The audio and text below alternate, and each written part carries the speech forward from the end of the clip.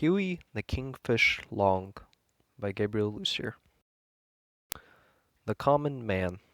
Huey Long was born in the muddy and undeveloped state of Louisiana in the latter years of the 19th century.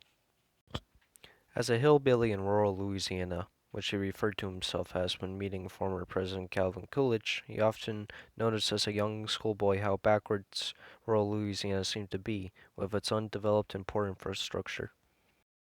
He told his sister Lucille, upon finishing up some competitive debates he would often engage in at some of the modern cities, that one day he would come fix up his home.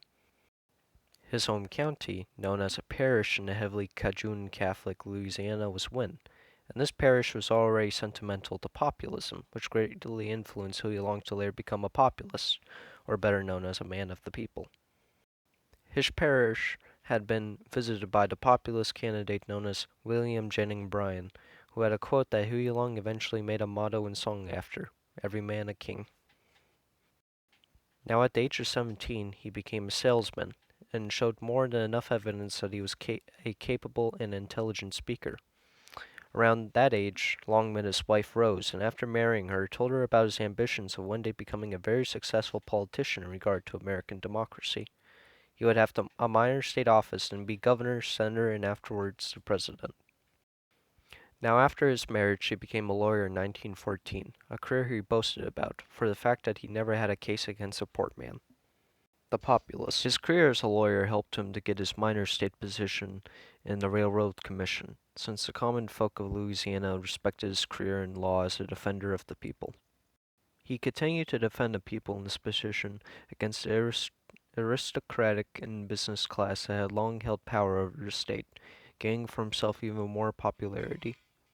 When he turned 30, he ran for governor in 1924. He used his hillbilly and common man demeanor, despite having some wealth to his name, to his own advantage in running for governor. He came in third, and though he did not win, he made an ever greater name for himself. The reason he did not win was due to the Catholic Cajuns in southern Louisiana, who were hostile to the more rural and Protestant north that Huey came from. But in 1928, he ran again and won on an ever more expensive and populist platform. He promised certain individuals positions, and his warmer rhetoric against the oligarchs convinced Cajuns this time around to vote for him, despite him not winning the city of New Orleans. And unlike many other Southern politicians of the time, he did not bring up the issue of race in order to get votes. Like a left-wing populist similar to Bernie Sanders of today, he used the issue of class to get them instead. He was more uniting than any other Louisiana politician during his 1928 campaign. The governor.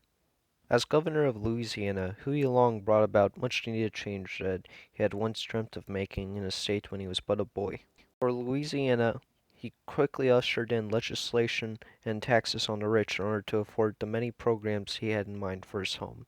He gave poor children the availability of an ever greater education with the introduction of free textbooks and more schools, and he made travel across the state even easier with the creation of hundreds of miles of paved roads, bridges, highways over a state known for its many swamps and rivers. The literacy rates of Louisiana for both white and black citizens improved alongside living standards. He made hospitals and more care against the diseases that flowed from the swamps. As governor, the oil industry painted a target on Long. He had long campaigned on taxing them and making them pay their fair share, and he did this by taxing each barrel of oil 5 cents, which was much more back in this time. Those who were puppets of the oil industry and serving in Louisiana's House of Representatives moved to impeach the governor, alongside others who did not like Huey Long's demagogue status. They charged him, but he used every trick of a politician to retain power, such as bribery, threats, promises, and rhetoric on the masses. The Senate dismissed the charges. The dictator.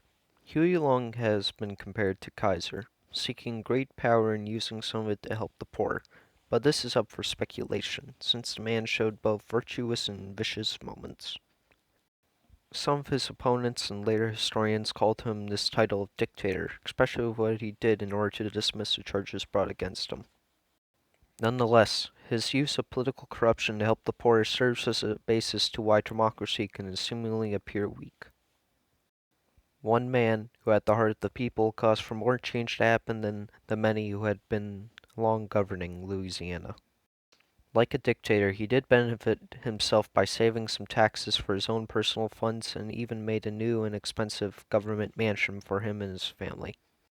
And he made a new campus for Louisiana State University, which he used as an excuse to silence critics of his at the school.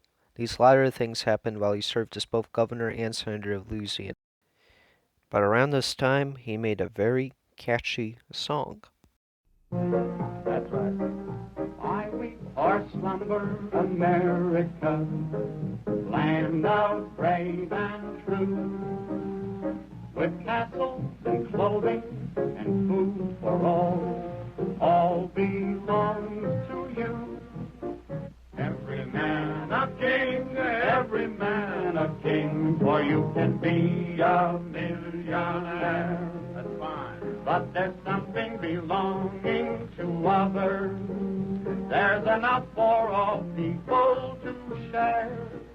When it's sunny June and December too, or in the winter time or spring, there'll be peace without end, every neighbor a friend, with every man a king. What do you think about that? I think it's fine. I think it's fine. Huh? Senator, I think it's fine. Okay. The senator. He won the position as a United States Senator easily, but he did not resign as governor in order to retain control over the state. When his term as governor ended, he just campaigned for a puppet and a friend of his to become governor. His time in the Senate was marked with speeches and more rhetoric against the powerful and rich. And that rhetoric, I tell you what, I would accept him as dictator. But besides that, when the Great Depression struck the U.S. in 1929, Huey Long used the poor economic times as a chance to boost his popularity. For the 1932 election, he campaigned for Franklin Delano Roosevelt's first term, and campaigned for Hattie Caraway, the first full-term female senator, who also led Huey Long spread his rhetoric of every man a king to the state of Arkansas. His national fame on the rise, he began running for the 1936 election. He thought that Roosevelt's New Deal, which in some ways was rejuvenating the country, was not doing enough. In the Senate and the country abroad, he decided to make speeches in support of his brand new idea that would go even further than the New Deal, the Share Our Wealth program. According to the tables which we have assembled, it is our estimate that 4% of the American people own 85% of the wealth of America, and that over 70% of the people of America don't own enough to pay the debts that they owe. How many men ever went to a barbecue and would let one man take off the table what's intended for 9/10 of the people to eat? The only way you'll ever be able to feed the balance of the people is to make that man come back and bring back some of that grub he ain't got no business with.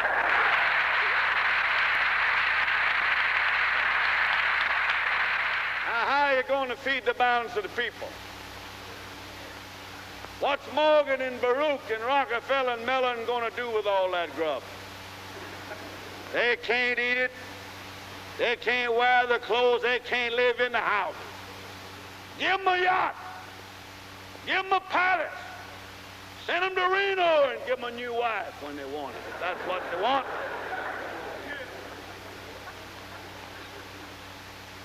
But when they've got everything on the God's living earth that they can eat and they can wear and they can live in, and all that their children can live in and wear and eat and all their children's children can use, then we got to call Mr. Morgan and Mr. Mellon and Mr. Rockefeller back and say, come back here.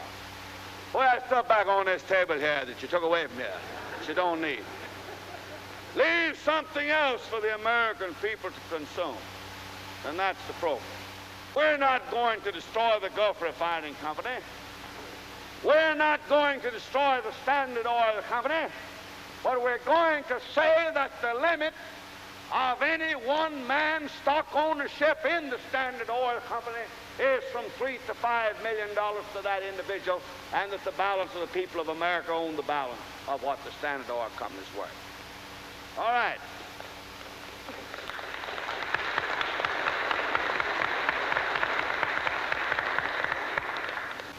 Then we start from the bottom, that the 25 or more million American families shall have a homestead, a home, and the comforts of a home, including an automobile and a radio, the things it takes in that house to live on. We say to America, 125 million, none shall be too big, none shall be too poor, none shall work too much, none shall be idle.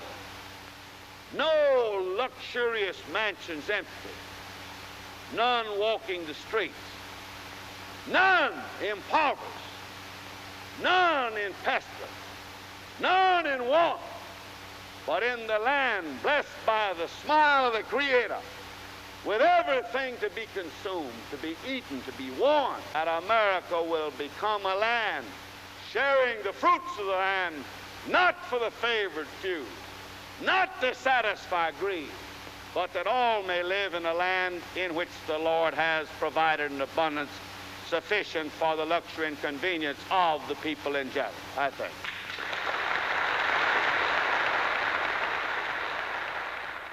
Long record. We expect to see the 48 states of America and the United States fall in line with Louisiana's Share Our Wealth program.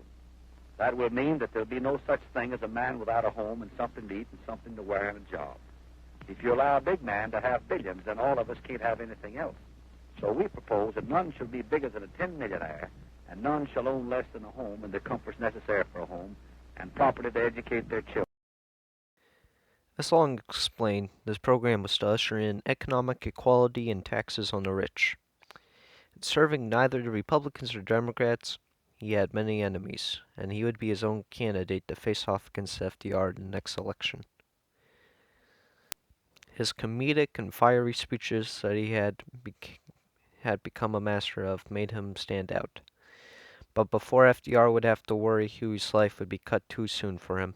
He died in Louisiana at the hands of an assassin, the son of a judge Huey Long was trying to get fired. The assassin killed him after a speech he made in Louisiana. Though Huey did not immediately die, his assassin was shot over 30 times by his bodyguards. In the hospital, his last words were, "God, don't let me die. I have so much to do." Long's programs and rhetoric would not be forgotten about, and though he had many enemies in Louisiana, the rural and poor of the state honored him. He greatly improved one of the poorest states in the Union, and for it he was given statues and a bridge named after him, among other things.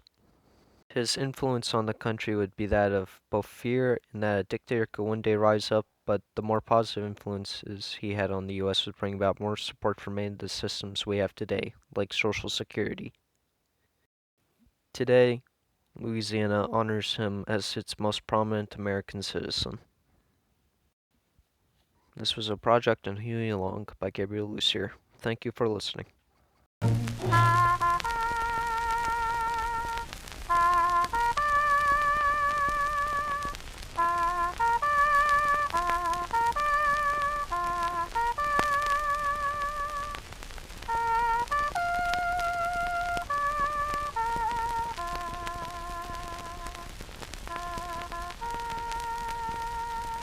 There's a million sad hearts in the nation today.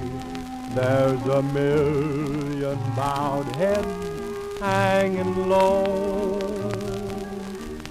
For the bravest of all had to answer the call, and our own Huey Long had to go.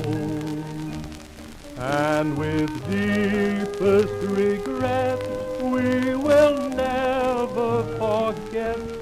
With his might, he would fight every wrong. Let us all say a prayer. He's in heaven somewhere. With a sigh we say goodbye. You